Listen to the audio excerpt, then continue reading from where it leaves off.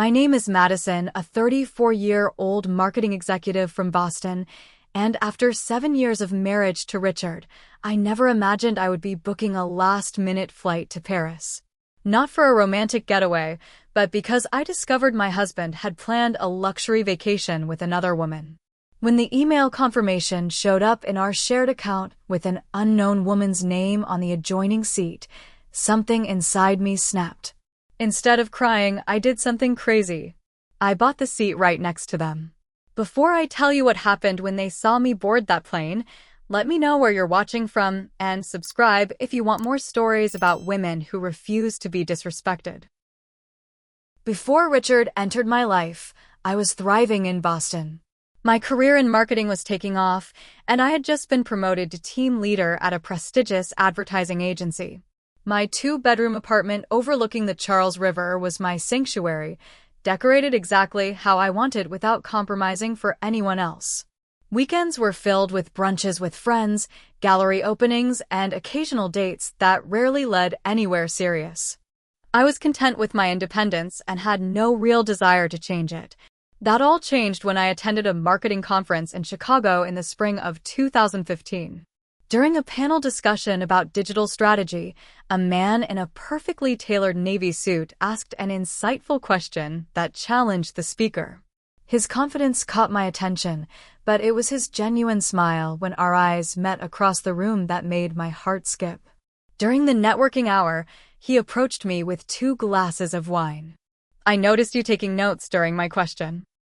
"I'm Richard," he said, handing me a glass. "Madison. And yes, your point about authenticity in digital campaigns was spot on." From that moment, conversation flowed effortlessly. Richard was an investment banker with a surprising knowledge of marketing concepts. We talked until the venue staff began stacking chairs around us. When he asked for my number, giving it to him felt like the most natural thing in the world. What followed was a whirlwind long-distance romance.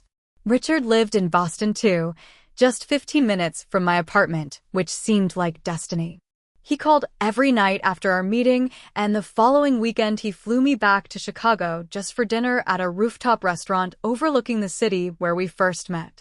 His thoughtfulness was overwhelming. When he traveled for work, which was often, flowers would arrive at my door with notes describing what he wished we were doing together. "This is what romance novels try to capture," my friend Stephanie said after I showed her the handwritten poem Richard had sent along with tickets to a sold-out show I had mentioned wanting to see. 8 months into our relationship, during a weekend trip to Nantucket, Richard proposed at sunset on a secluded beach. The ring was vintage platinum with a centered diamond surrounded by sapphires, exactly the style I had admired in a store window months earlier. I said yes without hesitation, feeling certain that this man who paid attention to every detail about me was my perfect match. Our wedding the following summer was everything I had dreamed of. We exchanged vows at a picturesque vineyard outside Boston, surrounded by 150 of our closest friends and family. My father, who rarely showed emotion, wiped tears as he walked me down the aisle. Richard's voice cracked as he promised to cherish and respect me for all our days together. "I will never give you reason to doubt my love or loyalty," he vowed, holding my hands so tightly I could feel his pulse. For our honeymoon, we spent 2 weeks in Bali, alternating between adventure and relaxation. On our final night, drinking wine in a private pool overlooking the ocean, we talked about our hopes for our marriage. "I want us to always be this honest with each other," Richard said, kissing my shoulder. "No secrets, no matter how difficult the truth might be." "I promise," I agreed, believing with my whole heart that our relationship was different from those that failed around us. Back in Boston, we settled into married life with ease.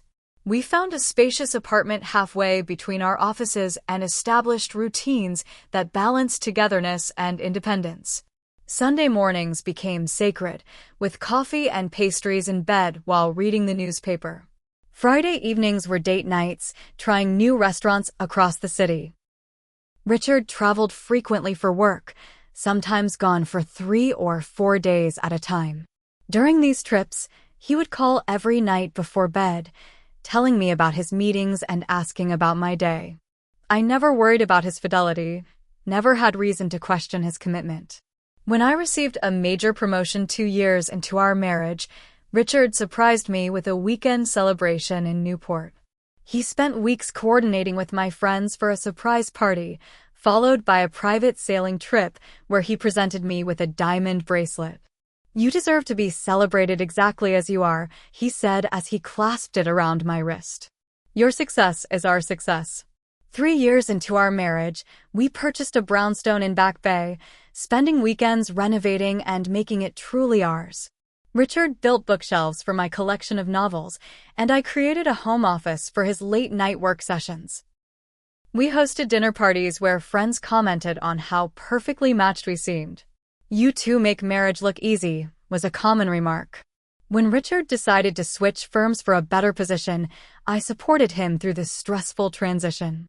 For 3 months, our home was command central for his job search, with me proofreading his resume, helping him prepare for interviews and reassuring him when rejections came.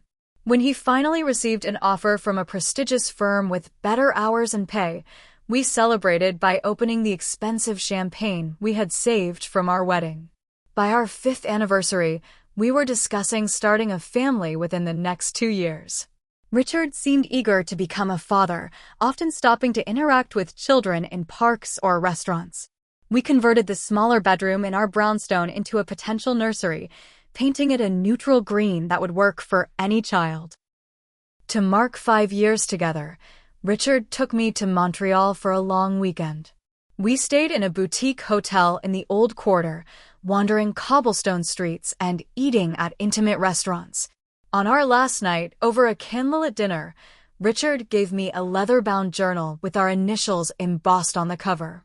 "For writing the next chapter of our story," he said, raising his glass. "These have been the best 5 years of my life." I had no reason to believe he was lying. No reason to suspect that within months, everything would change. Looking back, I can see how perfectly Richard had constructed our life together, how skillfully he had made me believe in our exceptional love story. But even the most beautiful facades eventually show cracks, and ours were about to become impossible to ignore. The changes were subtle at first, so subtle that I questioned whether I was imagining them. 6 years into our marriage, Richard began working later than usual. Where he once arrived home by 7, now 8 or 9 became the norm. His explanation seemed reasonable enough, a new client with demanding deadlines, but something in his tone sounded rehearsed.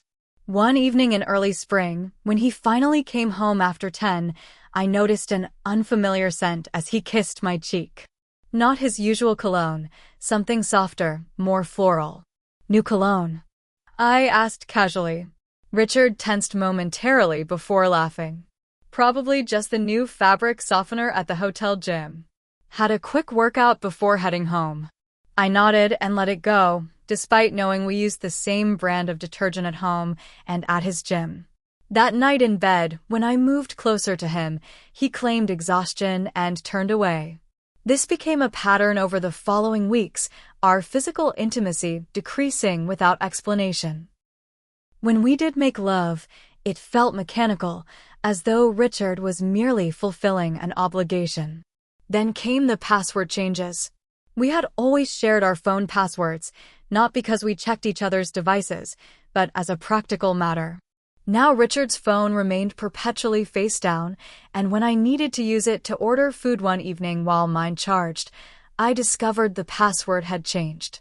"Oh, company security protocol," he explained without meeting my eyes. Everyone had to update their passwords. Dinner plans began to be canceled last minute. Theater tickets went unused. A reservation at my favorite restaurant for my birthday was forgotten entirely, with Richard texting at 7 that he was stuck in an emergency meeting. I spent the evening alone with takeout sushi and a sense of unease I couldn't quite name. When I asked simple questions about his day, Richard became defensive, turning conversations back on me. "Why the interrogation, Madison? Don't you trust me anymore?" This gaslighting tactic worked initially, making me question whether I was being unreasonable. Was I becoming a nagging wife? Was I imagining problems where none existed? The breaking point of my willful ignorance came when Richard claimed he couldn't attend our close friend's wedding due to an emergency client meeting in Chicago. I was forced to make awkward excuses for his absence, only to find a receipt from an expensive Boston restaurant in his suit pocket the following day. The receipt showed dinner for two, with an expensive bottle of wine I would have loved to try, from the exact evening he was supposedly in Chicago. When confronted, Richard had an explanation ready. That was a business dinner earlier in the week. Must have forgotten to expense it.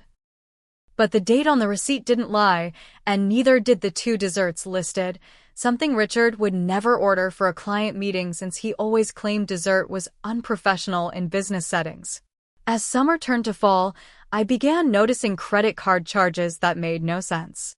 A jewelry store where I received no gifts.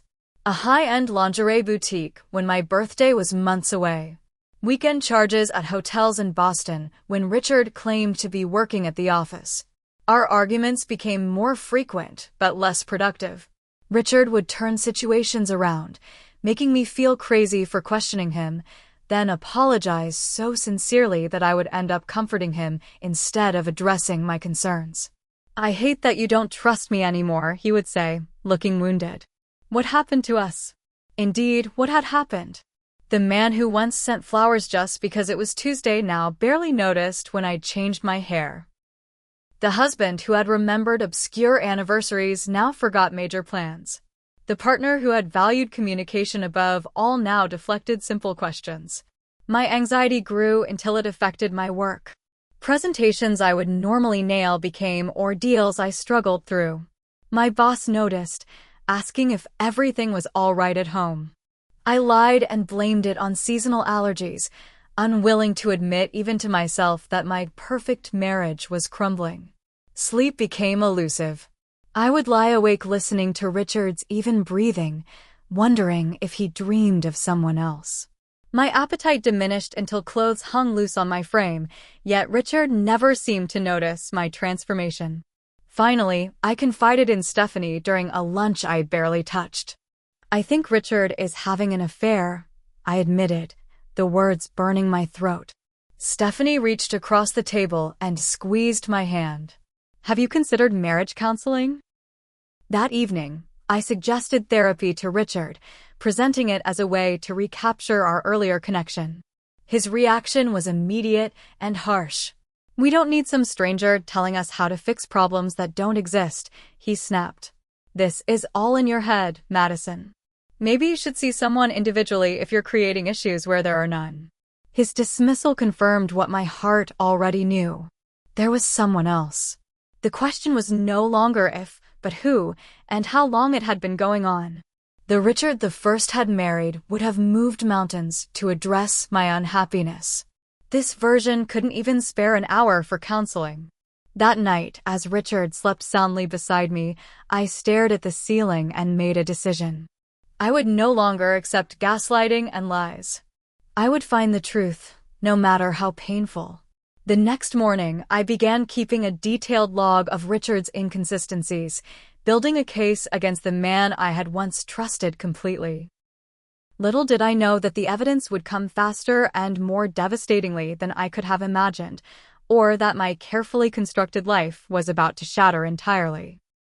The definitive proof I had both dreaded and needed came on an ordinary Tuesday morning. Richard was in the shower when his phone lit up on the nightstand. Normally, I would never check his messages, but the preview that flashed across the screen made my blood run cold. Last night was amazing. Can't wait for Paris. Paris. We had no plans to visit Paris. My hands trembled as I heard the shower turn off. I quickly moved away from his phone, my mind racing. That glimpse was all I needed to confirm what my heart had suspected for months. But I needed more evidence, something irrefutable that Richard couldn't twist or explain away. That evening, while Richard worked late again, I logged into our shared cloud storage. We had created the account years ago to back up photos and important documents. Richard, always technologically careless, had likely forgotten it existed. I scrolled through recently deleted items and found a folder labeled simply A. Inside were dozens of photos Richard had tried to erase. Photos of him with a stunning blonde woman at restaurants, in parks, and most painfully, on what appeared to be weekend trips. Her arm around his waist, his lips against her cheek. Their fingers intertwined across restaurant tables. The timestamps span the past 8 months, covering periods when Richard had claimed to be at conferences or working late. I felt physically ill, rushing to the bathroom to throw up as the reality of his betrayal hit me fully. After washing my face with cold water, I returned to the computer and continued my investigation.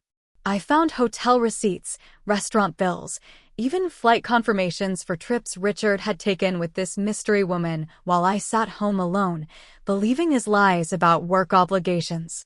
When Richard returned home that night, I almost confronted him immediately. But something stopped me. His deception had been so thorough, so calculated, that a partial confrontation would only give him the opportunity to create more lies. I needed to understand the full scope of his betrayal before facing him. "How was work?" I asked, amazed at how normal my voice sounded. "Exhausting," he sighed, kissing my forehead absently. "That McAllister account is killing me." Another lie. There was no McAllister account. I had checked his company's client list through a friend who worked in administration. The next morning, I did something I never thought I would do. I contacted a private investigator. The decision felt morally questionable, an invasion of privacy that went against my principles. But Richard had already shattered the trust between us, and I needed objective confirmation from someone who couldn't be manipulated by his charm. The PI, a former police detective named Diana, was matter-of-fact about the process. "You'd be surprised how many clients I get just like you," she said. Successful, intelligent people who can't believe they missed the signs. 2 weeks and a significant fee later, Diana presented me with a comprehensive report that left no room for doubt. The woman's name was Audrey Winters. She worked in the marketing department of Richard's firm, 29 years old, never married. According to Diana's findings, they met at least 3 times weekly, usually for lunch near their office and for dinner or drinks in the evening. On weekends, they frequently stayed at a boutique hotel in Cambridge under Richard's name. From my surveillance, this appears to be a serious relationship, not just a physical affair, Diana explained gently. They behave like an established couple.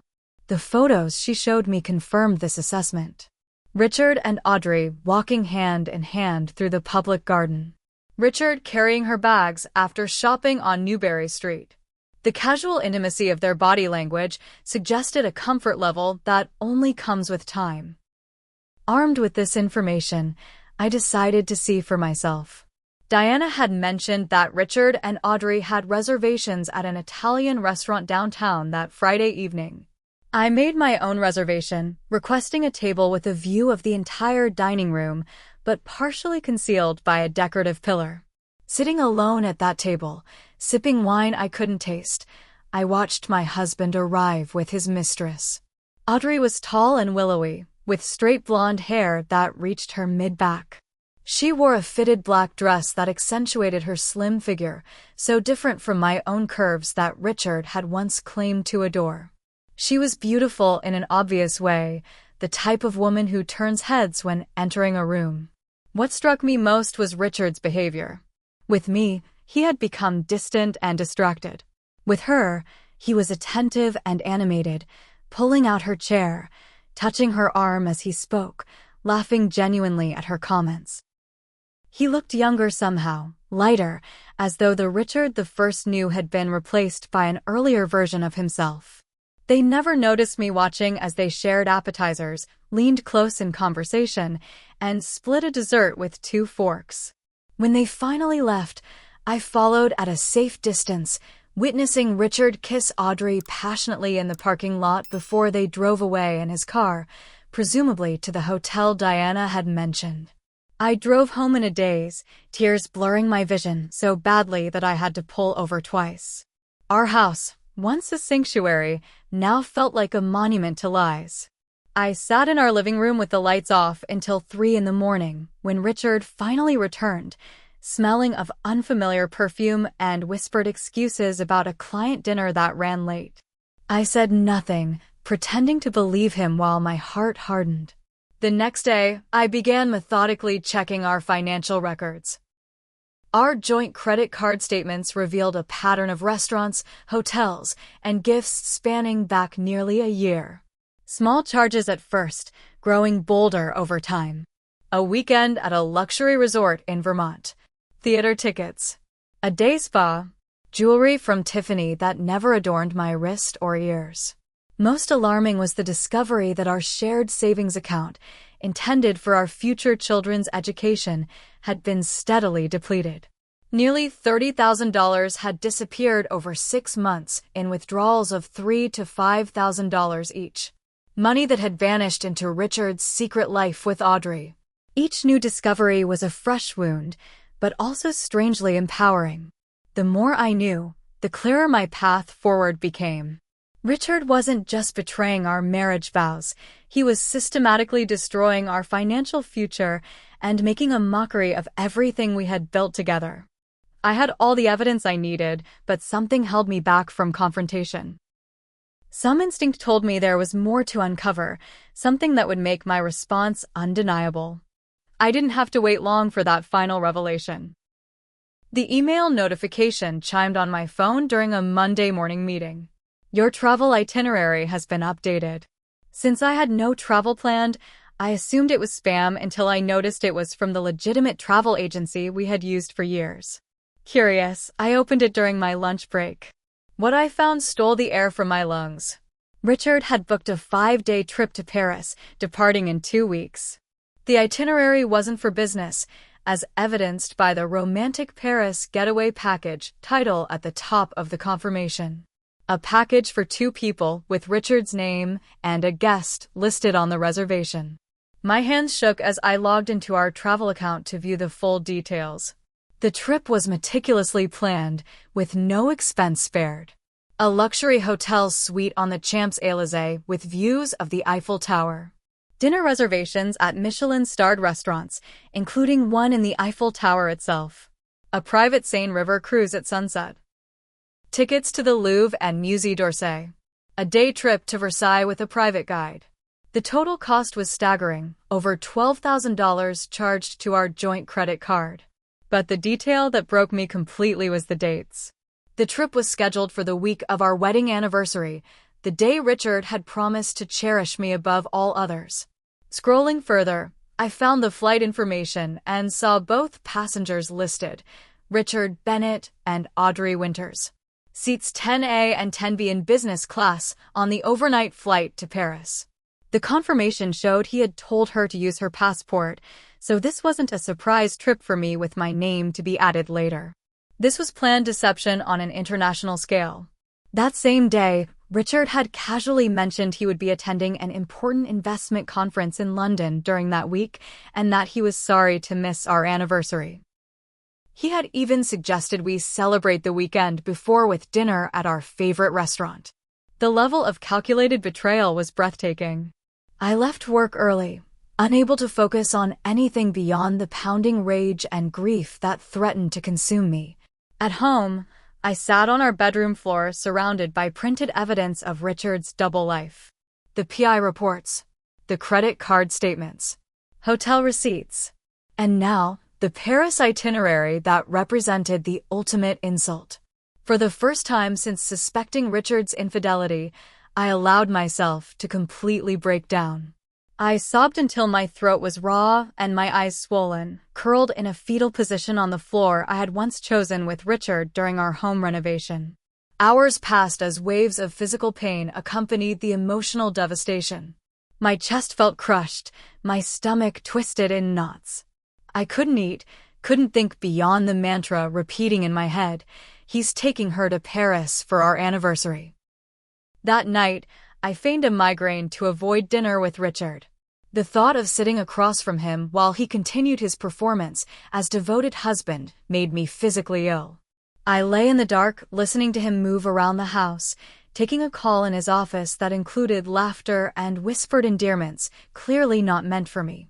The next morning, after a sleepless night, I called Stephanie and asked her to meet me for coffee. I needed a perspective outside my own shattered world. I knew things were bad, but this is beyond anything I imagined, she said after I showed her the Paris itinerary. What are you going to do? I need to end this marriage, I replied, the words both painful and liberating. But first, I want him to know that I know. I want to see his face when he realizes he can't lie anymore. Stephanie's brother was an attorney who specialized in divorce cases. With her encouragement, I met with him that afternoon to understand my options. He advised documenting everything and securing my personal finances before confrontation. Massachusetts is a no-fault divorce state, he explained, but evidence of infidelity and financial misconduct can impact property division and alimony considerations. Over the next week, I moved methodically through a checklist of practical preparations. I opened a separate bank account and transferred my personal savings. I made copies of all financial records and evidence of Richard's affair. I consulted with a therapist to help manage the emotional trauma I was experiencing, all while maintaining a facade of normalcy with Richard, who continued his elaborate deception, even asking me to drop off his dry cleaning that would be needed for London. But the plan forming in my mind went beyond practical divorce preparations. As I scrolled through the flight information for their Paris trip yet again, I noticed something. The seat next to Audrey, 10C, was still available for purchase. An idea took root, outrageous and perfect in its audacity. What if I bought that seat? What if, instead of confronting Richard at home where he could walk away or control the narrative, I confronted him at 30,000 feet where neither of us could escape? The ticket was exorbitantly priced this close to departure, nearly $4,000 for a one-way flight. It would strain my finances significantly, but the clarity it would provide seemed worth every penny.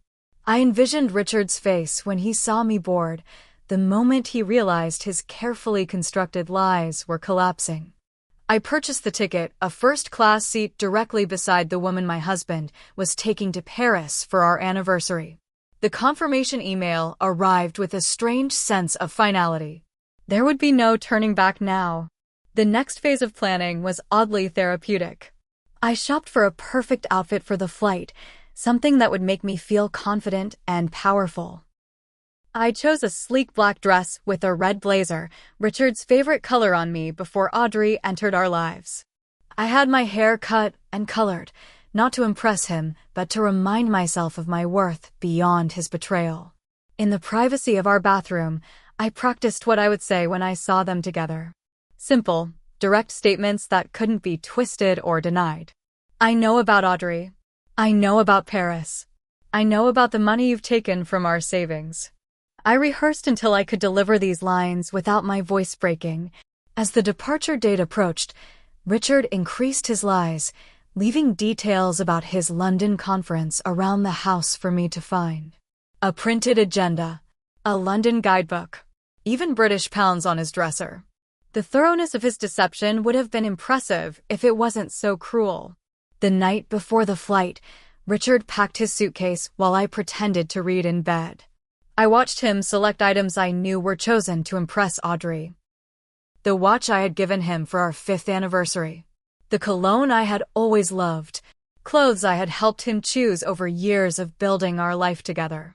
"I'll miss you," he said, climbing into bed and kissing my forehead. "I'll try to call when I can, but the time difference and conference schedule might make it difficult." "I understand," I replied, amazed at my calm. "I hope your trip is exactly what you deserve." He smiled, oblivious to the double meaning in my words, and turned out the light. For the last time, I lay beside my husband in the dark, listening to him fall asleep with ease while I remained awake, rehearsing tomorrow's confrontation and saying goodbye to the life I had believed was real. I arrived at Boston Logan International Airport 3 hours before the scheduled departure. My small overnight bag contained just enough for a day in Paris before my return flight home, already booked for the following evening. The weight of my boarding pass in my handbag felt significant, a ticket to truth rather than just a European destination. After checking in, I found a strategic position in the international terminal with a clear view of the Air France check-in counters. My heart pounded painfully as I waited, sipping a coffee I couldn't taste, watching for the man who had been my husband in name only for the past year. At almost precisely 2 hours before departure, I spotted them. Richard looked relaxed and happy in a way I hadn't seen at home in months. He wore the casual luxury travel outfit I had helped him select for our trip to Montreal years earlier. Beside him, Audrey glowed with excitement, her hand resting possessively on his arm. They moved with the easy synchronicity of an established couple, her laugh at something he said so genuine it made my stomach clench. They didn't see me watching as they checked in, Richard handling both their passports with practiced ease. I observed from behind a pillar as they browsed duty-free shops, Richard buying Audrey an expensive perfume and sunglasses, items charged to the credit card we shared. They stopped for champagne at an airport bar, toasting what they clearly thought would be a perfect romantic getaway. I overheard fragments of their conversation as I moved closer, pretending to browse magazines nearby. "You'll love the hotel," Richard was saying. "The view of the Eiffel Tower from our bed is spectacular." "I still can't believe you planned all this," Audrey replied, reaching for his hand across the table. "Paris has always been my dream." "Only the best for you," he said, kissing her fingers in a gesture he had once reserved for me. I retreated to the restroom, locking myself in a stall until I could breathe normally again. In the mirror, I reapplied my lipstick with steady hands, surprised at my own composure. The woman staring back at me looked determined, even powerful. Not at all like someone whose life was imploding. When the boarding announcement came for our flight, I deliberately waited, watching Richard and Audrey join the priority boarding line with their business class tickets. I would board last, maximizing the impact of my appearance and minimizing their ability to react privately. As final boarding was called, I approached the gate, my boarding pass ready. The flight attendant smiled professionally. "Just made it, Ms. Bennett. We're about to close the doors." I nodded, stepping onto the jetway with legs that felt surprisingly steady.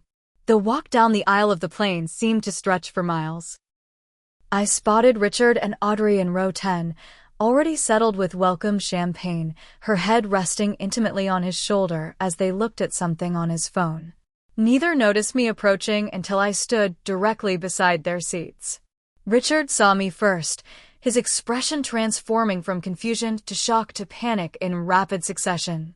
The champagne glass in his hand tilted dangerously as his body went rigid. "Madison?" His voice cracked on my name. "What are you doing here?" Audrey looked up, confusion evident as she glanced between us. Recognition dawned slowly in her eyes as she connected my face to photos she must have seen. "Excuse me," I said calmly, gesturing to the window seat. 10C, that's my seat." Richard's face drained of color. "There must be some mistake." "No mistake," I replied, holding out my boarding pass. "I bought it last week after seeing your Paris reservation in our shared account." Audrey's expression hardened as she turned to Richard. "What is happening? Who is this?" "His wife," I answered before Richard could speak. "Madison Bennett. We've been married for 7 years next Thursday. The anniversary he's planning to spend with you in Paris." The flight attendant approached, sensing tension. "Is everything all right here?" "Just a seating misunderstanding," I explained smoothly. "I need to access my window seat in 10C." Audrey stood abruptly, nearly knocking over her champagne. "I need to change seats," she said to the attendant, desperation evident in her voice. "I'm sorry, ma'am, but the flight is completely full," the attendant replied. "Everyone must sit in their assigned seats for takeoff." As I settled into my seat, Richard leaned across Audrey, his voice a furious whisper. "What the hell are you doing?" "Getting answers," I replied calmly. "Something I've needed for months." "This is crazy, Madison." "Audrey is a colleague. This is a coincidence." "A coincidence?" I raised an eyebrow. The romantic Paris package with dinner at the Eiffel Tower booked on our joint credit card is a coincidence? The fact that it's during our anniversary week is a coincidence. Richard's desperate lies continued as the plane began taxiing. It's not what it looks like. Audrey won this trip at a company raffle. I'm just escorting her as a professional courtesy. Audrey's head snapped toward him. Are you serious right now? Professional courtesy? We've been together for almost a year. Her words silenced Richard instantly, confirming what I already knew, but piercing my heart nonetheless. A year. While I was planning our future, supporting his career, believing in our marriage, Richard had been building a parallel life with this woman. As the plane accelerated down the runway, I opened my handbag and removed the folder of evidence I had compiled. Hotel receipts, credit card statements, screenshots of text messages the PI had obtained, photos of them together spanning months. 7-hour flight, Richard, I said, placing the folder on his lap. Plenty of time to explain how all of this is just a misunderstanding. Audrey stared at the evidence, her own shock apparently genuine. You told me you were separated, she said to Richard, her voice rising. You said your wife knew and you were just finalizing the divorce paperwork. Several passengers nearby were now openly watching our drama unfold. Richard glanced around nervously, clearly distressed by the public nature of this confrontation. Keep your voice down, he hissed at Audrey. We can discuss this privately. There's nothing private about betrayal, I said.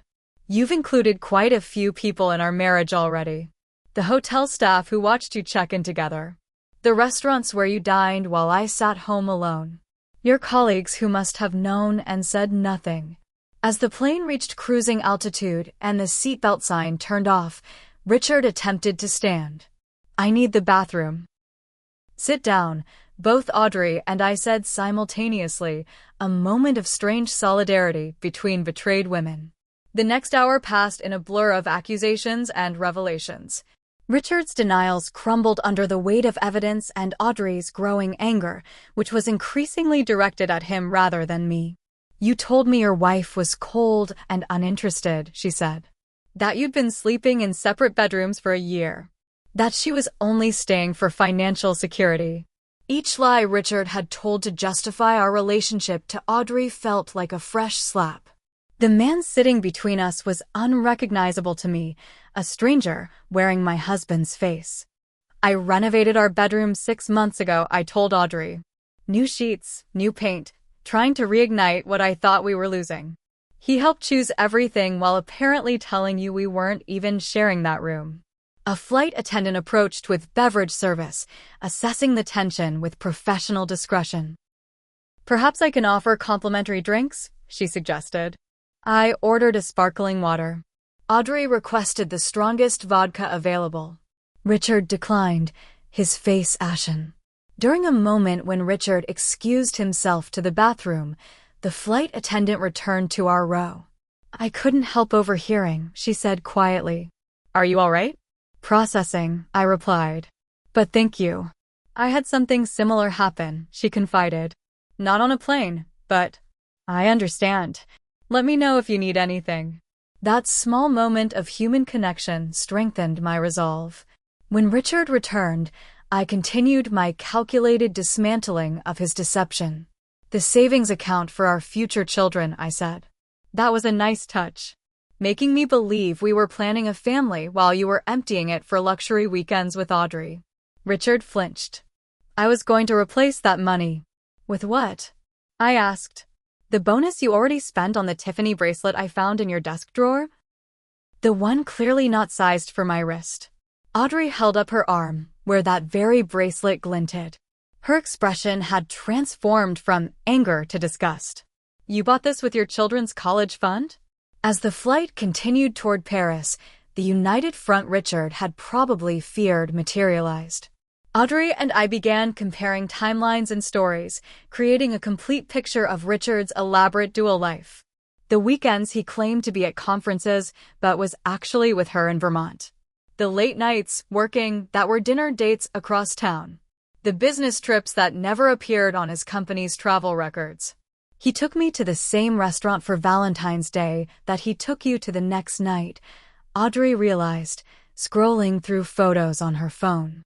He even ordered the same wine for both of us. By hour 5 of the flight, Richard had stopped defending himself, sitting in miserable silence as his carefully constructed world collapsed around him. Most passengers had fallen asleep in the darkened cabin, but our row remained awake, illuminated by the harsh light of truth. What were you planning to do? I finally asked him. Long-term? Maintain 2 relationships indefinitely? Leave me once you'd secured that promotion? What was the endgame here? Richard stared at his hands. I don't know, he admitted, his voice hollow. I didn't think that far ahead. 7 years of marriage, and you didn't think far enough ahead to consider how destroying it would affect actual human beings, I said, surprised by the calmness in my voice. That's the difference between us, Richard. I always thought we were building something lasting. As the plane began its descent into Paris, Audrey turned to me. What will you do now? I'm staying one night in Paris, I said. I have a return flight tomorrow evening. After that, I'll be filing for divorce.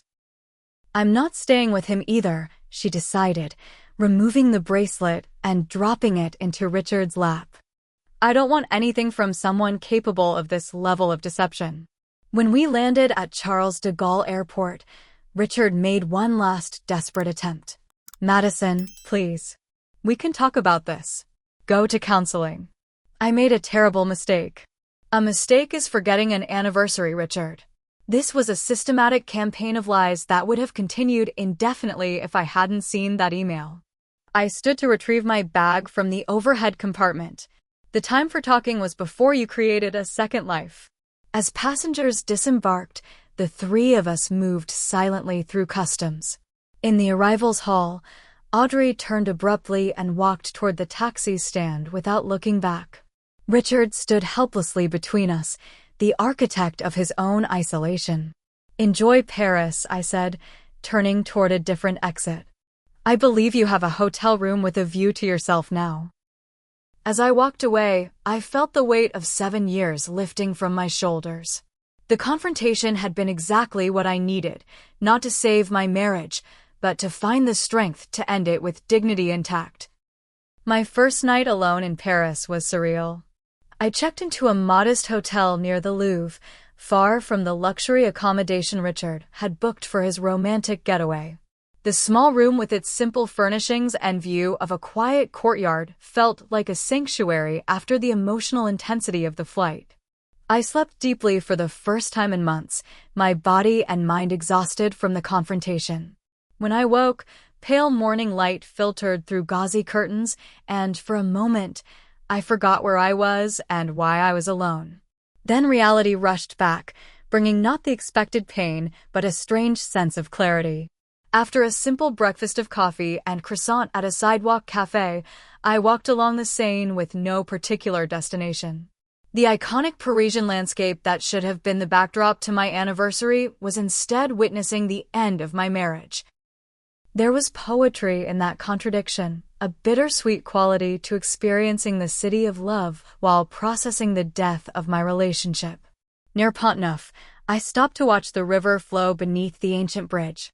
A street musician played Edith Piaf nearby, the melancholy notes of Non, Je ne regrette rien drifting over the water. No regrets. Could I say the same about my 7 years with Richard? Despite the pain, I realized I didn't regret loving him. I regretted only that he had proven unworthy of that love. I decided to spend my 3 days in Paris not hiding in my hotel room, but exploring the city on my terms. I visited the Louvre not with Richard, but with my own thoughts for company. I dined at small neighborhood bistros rather than Michelin-starred restaurants, engaging in halting French conversations with servers who appreciated my efforts. I bought a simple silver pendant from a street artist near Montmartre, a physical reminder of this pivotal moment in my life.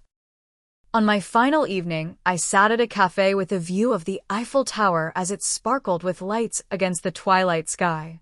I wondered if Richard was watching the same view, alone or perhaps having convinced Audrey to forgive him. I found I didn't particularly care either way. My focus had shifted from what was ending to what might begin. The return flight to Boston gave me time to prepare mentally for what would come next. I had already booked a separate return ticket before leaving home, ensuring I wouldn't encounter Richard on the journey back. At some point during the flight, I removed my wedding ring, placing it in a zippered compartment of my purse rather than dramatically discarding it. This wasn't a movie scene, but my actual life, and practicality would need to guide my next steps. Arriving home to our empty brownstone was jarring. Richard's presence lingered in his possessions, his scent, the shared items accumulated over years together. I moved through the rooms like a visitor, seeing our home with new eyes.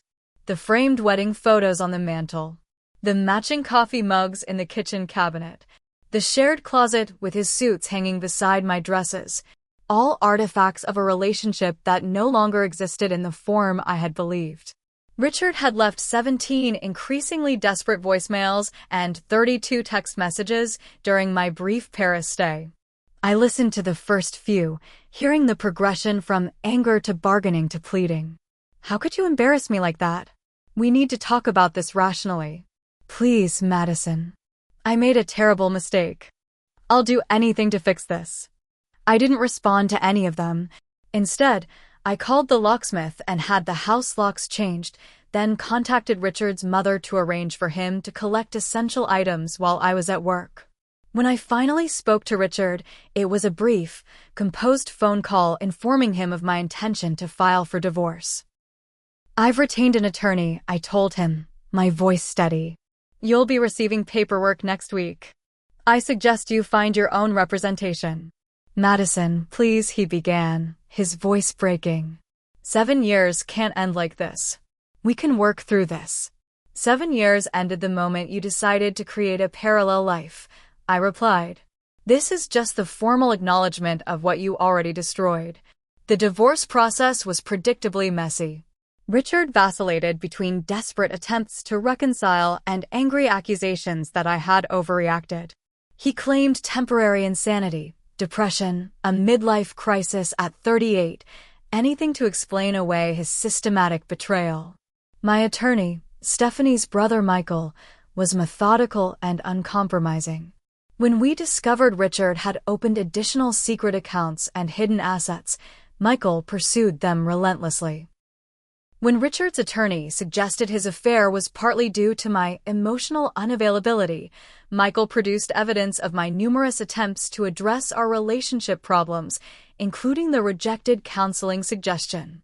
The final blow to Richard's attempts to control the narrative came when Diana, my private investigator, uncovered evidence of not just one affair but 3 over the past 2 years. Audrey had been the most serious, but there were others, including a colleague at his previous firm and a woman he had met during a conference in San Diego. Friends inevitably chose sides as news of our separation spread. Some, particularly couples we had known primarily through Richard, gradually stopped calling. Others surprised me with their steadfast support. My boss, upon learning the situation, arranged a flexible schedule to accommodate court appearances and attorney meetings. Most unexpected was the message I received from Audrey 2 months after Paris. I thought you should know he's been calling me, trying to reconcile. He's telling me the divorce is your idea and he wanted to try again with you first. I wanted to verify if that's true and to apologize again for my role in this, unwitting though it was. We met for coffee, an awkward but ultimately valuable conversation between 2 women who had been manipulated by the same man. She shared details of their relationship that filled in remaining gaps in my understanding, and I provided her with information that confirmed Richard's lies to her had been just as extensive. I've been questioning my judgment, she admitted. How did I not see through him? He's had a lifetime to perfect his performance, I assured her. I lived with him for 7 years and missed the signs. As months passed, the practical dismantling of our marriage continued. The brownstone was sold, the proceeds divided per our settlement agreement. Bank accounts were separated, possessions distributed. Richard's parents, who had always treated me like a daughter, reached out to express their sorrow and apologize for their son's behavior. "We didn't raise him to be this person," his mother said during a tearful lunch. "I want you to know that we love you regardless of the divorce, and we're ashamed of how he's treated you." That lunch was another unexpected loss to process. The relationship with in-laws I had genuinely loved now irrevocably altered despite their best intentions. The holidays arrived, bringing the challenge of navigating social events solo after years of coupledom. Thanksgiving at my parents' home featured concerned glances and careful avoidance of Richard's name. Christmas parties required polite responses to well-meaning inquiries about my adjustment. New Year's Eve found me celebrating with Stephanie and other close friends, raising a glass to possibilities rather than dwelling on the past. At work, I channeled my energy into projects that had suffered during the emotional chaos of discovery and divorce. My renewed focus led to a major client presentation that secured the largest account in our firm's history. Colleagues who had whispered about my personal drama now spoke admiringly of my professional resilience. The final divorce hearing arrived nearly a year after the Paris confrontation. Sitting across from Richard in the courtroom, I felt oddly detached, as though watching a movie about strangers. The man who had once been the center of my world now seemed smaller somehow, diminished by the revelation of his true character. When the judge approved our settlement, heavily weighted in my favor due to Richard's documented infidelity and financial misconduct, I felt no triumph, only relief that this chapter was closing. Richard attempted to speak with me as we left the courtroom, but I walked past him toward the bright spring day outside, my attorney's hand supportively at my elbow. That evening, I slept in my new apartment for the first time, a modern one-bedroom overlooking the harbor. The space was entirely mine, decorated with items chosen solely by me, without compromise or consideration of anyone else's preferences. As I unpacked the last box, I found the silver pendant purchased in Paris and hung it beside the window where morning light would catch it. The symbolism wasn't lost on me. From the worst betrayal had come an unexpected gift, the chance to rediscover myself beyond the identity of wife, beyond the partnership I had believed would define my future. The woman who had boarded that flight to Paris seeking confirmation of betrayal had returned fundamentally changed, stronger in the broken places, ready to begin again on her own terms. 1 year after I boarded that flight to Paris, I stood in the same international terminal at Logan Airport. This time, I wasn't following anyone or seeking confrontation. I was embarking on a solo trip to Italy, a gift to myself to mark both the anniversary of my discovery and my final divorce decree, which had been issued 3 months earlier. The woman waiting at the gate barely resembled the devastated wife who had tracked her husband and his mistress across the Atlantic. My hair was shorter, highlighted with caramel streaks that brightened my face. My posture was different, shoulders back with a confidence that came from surviving what I had once thought would destroy me. "The worst has already happened, and I'm still standing," became my private mantra during difficult moments. And there were many difficult moments throughout that year of rebuilding. The initial weeks after the divorce was finalized brought unexpected waves of grief.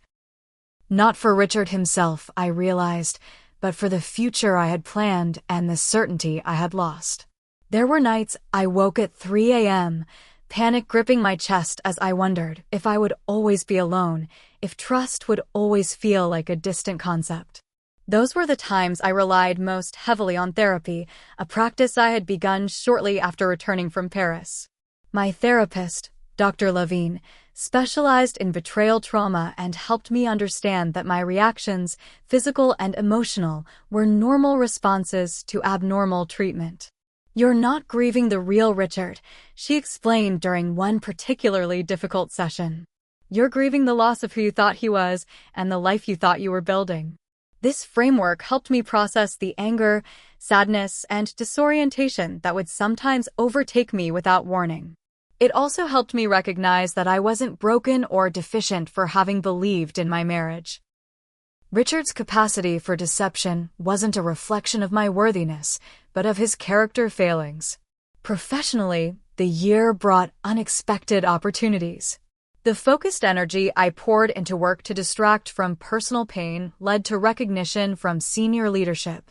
When our creative director announced her retirement, I was approached about taking a more strategic role that would eventually lead to her position. "Your perspective has deepened this past year," my boss observed during the discussion. "There's an authenticity to your presentations that resonates with clients. They trust your insights." The irony wasn't lost on me that professional trust was flourishing while personal trust remained a tender, healing wound. Still, I accepted the new challenge, finding that creative leadership provided an outlet for rebuilding confidence in my judgment. This career evolution ultimately led to my biggest professional decision, launching my own marketing consultancy. With 3 major clients willing to follow me and a business plan developed during sleepless nights when memories kept me awake, I took the leap 6 months after the divorce was finalized.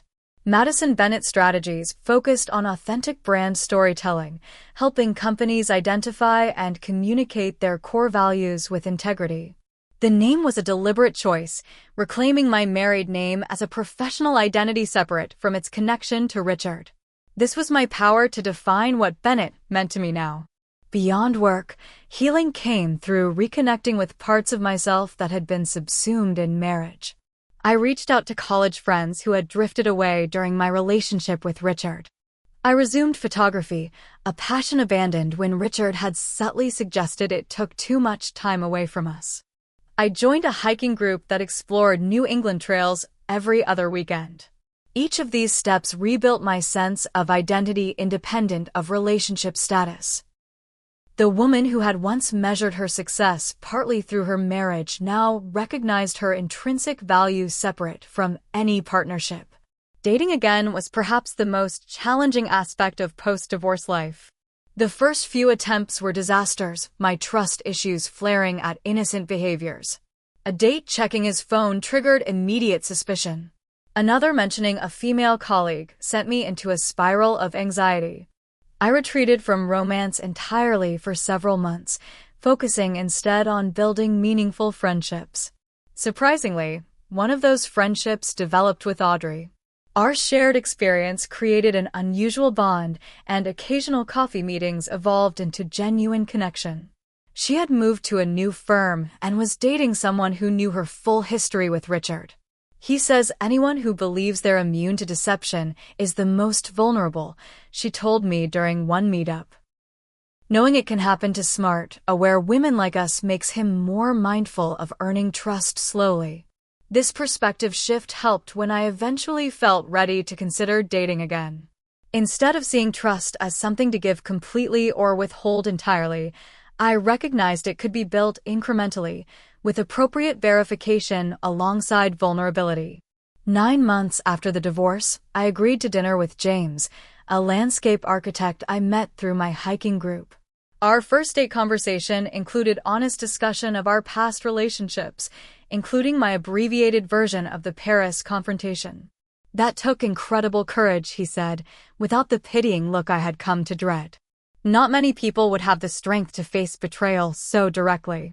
His response, appreciating the strength rather than focusing on the victimization, marked a turning point in how I viewed my own story.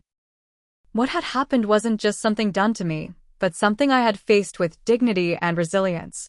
The most unexpected moment of my healing journey came 10 months after Paris, when I literally bumped into Richard at a coffee shop. He was with a woman I didn't recognize, his hand resting possessively on her lower back in a gesture I remembered well. Our eyes met briefly across the crowded space. I felt a momentary tightness in my chest, then something remarkable. Nothing. No anger, no pain, not even resentment. Just a clear recognition that this person who had once been the center of my world was now effectively a stranger, his power over my emotions completely dissolved. I nodded politely and continued to the counter to order my coffee. As I waited, I noticed his reflection in the mirror behind the barista, his anxious glances toward me, his girlfriend oblivious to the significance of our encounter. I felt an unexpected wave of something like compassion, not for Richard, but for whoever his new partner was, still unaware of his capacity for deception. That moment of indifference was more healing than any confrontation could have been.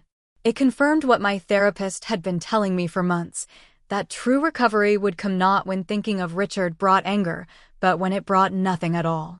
The Italian trip marked the final phase of my healing journey. Traveling alone through Tuscany and the Amalfi Coast, I discovered a confidence in solitude I had never experienced. Each decision, from which village to explore to where to dine, was made solely on my preferences. Each interaction, from broken Italian conversations with locals to evening glasses of wine with fellow travelers, reinforced my capacity for connection without dependence. On my final night in Positano, sitting on a terrace overlooking the Mediterranean, I wrote a letter to my past self, the woman who had boarded that flight to Paris with a folder of evidence and a heart full of pain. I thanked her for her courage, for refusing to accept gaslighting and lies, for valuing truth over comfortable illusion. The worst moment of your life became the doorway to authenticity, I wrote. The end of what you thought was love made space for genuine self-love. Returning to Boston after 2 transformative weeks abroad, I felt the final pieces of my new life lock into place. My consulting business was thriving. My apartment truly felt like home. My relationships, romantic and platonic, were built on mutual respect rather than dependency. The lessons learned through betrayal had become wisdom rather than wounds. I understood now that while trust is necessary for intimacy, blind trust is dangerous. That red flags aren't decorative, but warning signs deserving attention. That someone who truly loves you will never ask you to sacrifice your dignity for their comfort. Most importantly, I learned that rebuilding after betrayal isn't just about recovering what was lost, but discovering strengths previously untested. The woman who confronted her husband and his mistress on that flight to Paris wasn't just fighting for a marriage already destroyed. She was fighting for her right to truth, respect, and authenticity. Looking back from the perspective of 1 year later, the seat I purchased next to them wasn't just a ticket to Paris. It was my passage to a more genuine life, one where appearances matter less than integrity, where peace comes from within rather than from another's approval. For anyone watching who's facing betrayal or wondering if they'll survive heartbreak, let me assure you that the darkness does lift. The person who caused your pain does not get to determine your worth or your future. The story doesn't end with betrayal but continues with your courageous decision to value yourself above someone else's lies. Have you ever had to make a difficult choice between comfortable illusion and painful truth? How did you find the strength to choose truth? Share your story in the comments and subscribe if you want more conversations about rebuilding after betrayal. Thank you for witnessing my journey, and remember, sometimes the most painful endings lead to the most authentic beginnings.